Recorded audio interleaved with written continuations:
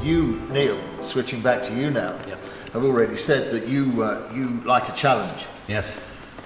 Could you have expected any more than the challenge that you're stepping into when you take over the full reins? Definitely not. I mean, I expressed my interest in the opportunity pre-COVID.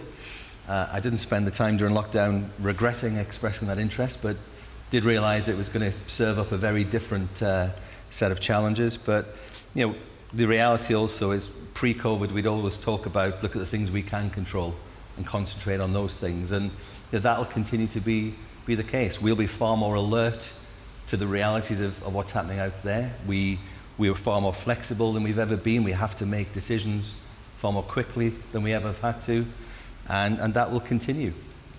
We'll be cautiously going into next year, but probably, as Dave's hinted at, Q1 next year might give us our strongest indication of any year of how the rest of the year might play out, because we're now a lot closer to our customers, and in the past we wouldn't have an awful lot of sense as to what their pipeline is looking like in volume terms. And we've got some really good dialogue with customers now where that is very, very transparent. And going into next year, we should have a good feel for what does March look like, what does April look like, etc. So, a very different set of circumstances, something else to put into the mix. But the experience the team have had dealing with COVID so far, we shouldn't underestimate some of the value we'll also take from that, because it's probably brought the team closer together, and I mean the overall team, not just the management. It's probably introduced a lot more flexibility. We realise that we have to be able to stop doing this and go and do this as individuals, never mind as a business. So yeah, it'll be a challenge, but we should be fit for it. You talk about planning for March and April 2021. What about planning for March and April 2025? I mean, you would expect, any business would expect to have a 5-year plan, even a 10-year plan. That's surely completely out of the window now. I don't think it's not out of the window. I think it... and not picked up by me at all, so there we go. No, the reality, I think, even in normal circumstances, when you've got a 5-year plan, when you get beyond year 2, there's some questions as to, well, hold on, what might change during that period? So I think, the guidance in general would be a planning cycle of probably 18 months to 2 years is sensible, but even within that, recognising there'll be some significant changes to what's happening around you along the way. As a board, we've met recently to really look at the 5-year strategy, which is work in progress, but we have some clear views as to where we would like to go. So, for example, we absolutely want to strengthen our position in this market. As Dave says, there could be acquisition opportunities, there could be other elements that kind of play in our favour. We've spent quite a lot of time talking about, but also hopefully proving, that we are a safe pair of hands. And if you look at what's happening out there right now, what could be more important than a safe pair of hands? And that'll be the emphasis we're putting on our business. We've got the strength, we've got the global ownership, the family ownership, we've got the investment to make, and we want to make sure that when people are because you don't choose a systems company for a couple of years, near as damn it, you choose it for life. And we want to make sure the customers we've already got want to continue to work with us because of what we are giving them and what we can give them in the future. And we want to be even more attractive to people who at the moment may decide that VEKA may not be for them for some detailed reason that might not be as important as to having surety of supply and a business that will be there with you along the way. Dave, it's been, you're a family man in the VEKA sense, and a family man personally. I know we've known each other for some years now. I know your commitment to VEKA. This year has been probably the worst you've had to deal with in terms of decisions that have had to be made because of the shocks to the business in terms of COVID, in terms of the companies that have gone, your customers that have gone. But actually, it's been mitigated to a degree. Any job losses are absolutely regrettable, I think, to understate it. but you've been able to mitigate it as a business. Now, going forward, your people, the VEKA people, can be confident now, far more confident that you've stabilised the ship, and going forward, is it fair to say that they can be confident as a family, the VEKA family going forward? The UK business is on a stable footing, Paul. If it wasn't, I wouldn't be leaving. That was my commitment to the Lauman family, was I would stay to make sure the business was on a stable footing, and it is on a stable footing. So the responsibility we have collectively as the UK board for the 368 people who work at VEKA is paramount, that we have longevity, security of employment, and I believe we've got that. And we've got the backing from the family, which is very, very important. Yes, it's been an unbelievable year. Would it be a year that I'd choose to retire on? No, it wouldn't. It's not what I expected, but we just get on with it and deal with it. I think under normal circumstances, it's fair to say that there may have been a fair bit of golf played, and a fair few restaurants, and a bit of handshaking. Oh, it's been lovely working with you over the years. You haven't been able to do that at all, have you? Unfortunately, Paul, no, I haven't been able to do that because of the COVID and the social distancing. But there might be a bit of time for that when things relax, maybe sometime next year. You never know. I'm sure we'll all be willing to help you fill your diary.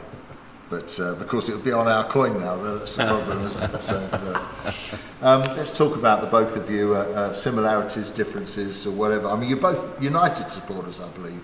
And how have you got on with that, with one being Newcastle and the other being Manchester? I mean, any well, we don't understand each other, clearly, do we? Clashes? Well, actually, I mean, you have mentioned, Dave, that you'd enrolled Neil in language lessons. Yeah, elocution lessons, I think, is a must. And this is to learn what, German or Lancashire? Lancashire, absolutely. Yeah, Dave seems to have a problem with my rich Geordie accent, apparently, and the very fact that he told you I needed elocution lessons, I assume he actually wrote that to you, because over the telephone you wouldn't have understood what he was saying. But yeah, I mean, in terms of the football, just before we leave that, I mean, when I joined VEKA, and customers might not like to hear this, but we did have season tickets at Manchester United and Burnley, and we only have Burnley now. That's all I'm saying. So, well, I'm sure that's returned the company profitability at the very least, just dropping the Manchester United. Have you the equivalent of a swear pot for Neil for every time, £1, and every time he says "why I pet"? Or even "why I man"? Yeah, true. Yeah. His favourite song is by Jimmy Nail. Yeah. Yeah, absolutely. Now you're moving locally. I mean, I believe you have. To say it's a commute, it's not a daily commute, but your roots are still in the northeast. But you're moving locally to the warmer climate of Burnley, by comparison. How's that search going? Well, the search isn't going very well, but it has started. I always knew when I joined VEKA as the sales director, Dave was very clear where I lived was not important to him. It was fine for me to continue to work in or live in Newcastle. I was very clear that coming into this role, there was no doubt at all I'm moving to the area. And linking back to what you were talking about before, this is a business that is part of the community, and how can I run that business and not be part of that community? So, yeah, the search has started. It will end at some point, and I'll be somewhere in a BB postcode. But it's not going that well, as you say. I mean, perhaps your experience of sleeping rough at Turf Moor might have come in handy. Yeah, well, I've got some very supportive colleagues. Dave's been very kindly suggesting I move into a static caravan for the winter months, which I think is really going to be good for my mental health and help me with the task ahead. That was also located on site, so then we don't need site security in the evenings because obviously Neil could do that job as well. Every little helps. In fact, I'm frightened of my own shadow. It doesn't really come into it, but in theory, it would help. Well, and also being a Geordie, you can go out wearing no clothes, can't you? So if there's any disturbance on site, that'll clear the whole site. You don't need to put a coat on. No. You've worked together for 4 years now. Neil, what have you learned about Dave?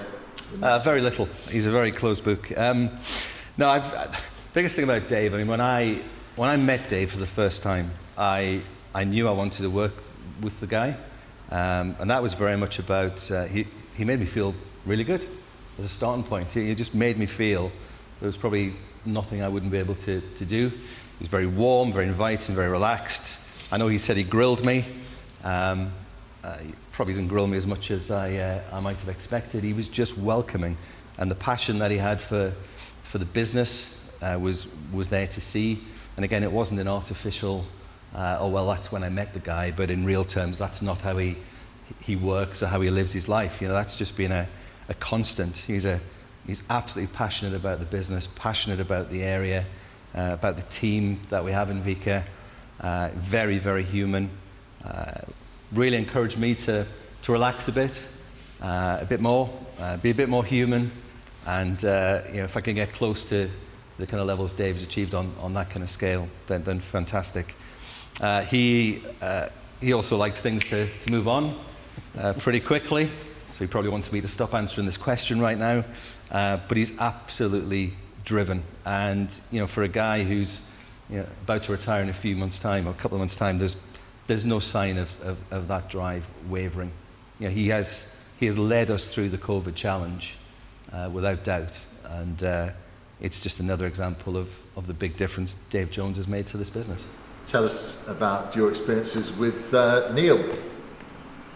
It's 4 years, isn't it? 4 Yeah, years that we've been 4 together. years. I detected in Neil Does it feel longer? No, to be fair, Paul, no, it doesn't. It's gone. The 4 years has just gone very, very quickly, in the same way that this year seems to have gone. But no, I recognised in Neil there were certain attributes in his calm, cool and centred, measured way that we needed within the organisation. And he's brought that, and he's brought organisation which we didn't probably have in certain areas of the business. And I valued that, and his challenge within the business is very, very good and intense. And he'll challenge us all, each of us get challenged on it. So, my analogy is this, Paul, very, very simple. Surround yourself with people who are better than you at their respective jobs and just manage them well. That's my mantra. And so far, so good. Gentlemen, thank you for your time. There is just one element. Dave, you're not actually fully leaving VEKA, are you? Because I think the company's actually honoured you with an ambassadorship. Yeah, so the likelihood is I will be taking up an ambassadorial role for the VEKA group. That will be working with Germany and working with some of the UK businesses in helping strategy and direction for the business going into the future. So is that code for playing golf, lunching? I hope so, when we're allowed to do it. When you're allowed out again. Gentlemen, thank you very much for your time. Thank you. I believe that we are set up now for the excitement of a COVID limited lunch. So I can't wait for that, frankly. Thank you very much. Good luck for the future. I think that we've managed to get this far through this dreadful crisis. We're British, are we not? We will actually overcome. We'll get through it. Thank you. Thank you. Thanks, Paul.